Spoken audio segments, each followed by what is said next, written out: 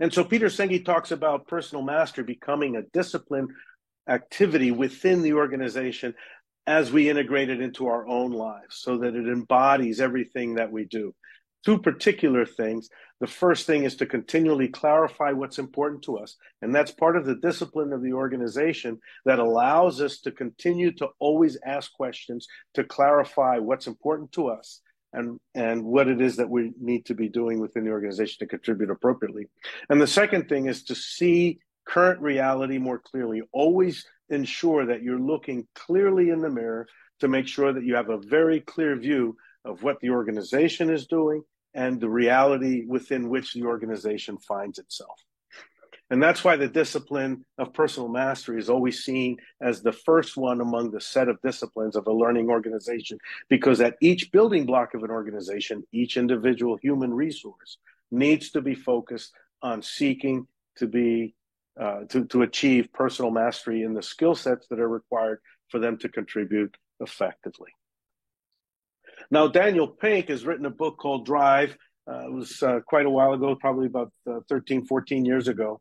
And the interesting thing is that he discusses a particular puzzle of motivation, because what we would think is common sense isn't really what's working, especially as we become more and more cognitively dependent in the work that we do each day within our organizations. And he identified 3 factors that lead to better performance at the same time that you're achieving improved personal satisfaction.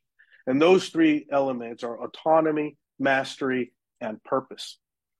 And what he did is he conducted an experiment, or not he, but he looked at a lot of researchers that had conducted experiments that paralleled his own experiments and his own research that demonstrated the extrinsic versus the intrinsic motivators that people have. The first one was, if it's a simple mechanical task, normally the faster or the quicker or the better that you do something, you're incentivized by increased money or increased whatever the benefit is that you're looking for, right? Whether it's points, a gold star, prizes, bonuses, money in general, the motivator, the carrot. However, if you don't achieve the minimum standards, normally there's something in there. There's discipline, there's a little bit of punishment, or even being released from the organization. So there's the carrot and the stick as motivators.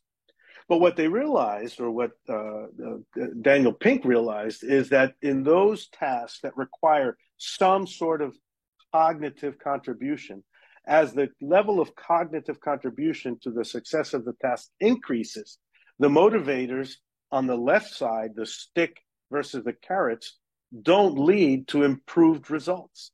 And normally, even in those environments, the direct opposite occurs.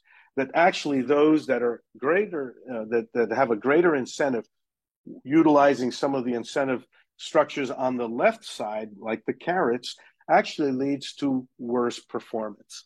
And so based on the extensive amount of research that he was able to review and that he had personally conducted, they realized that the autonomy, purpose, and mastery is what really motivates people that are involved in cognitive contributions to their organization. These other items that you see around this red passionate heart, whether it's belonging, self-knowledge, learning, the drive of it, just for the fun of it, or just because you're passionate and you love what you're doing, those are more of an intrinsic motivator that leads to greater and greater results.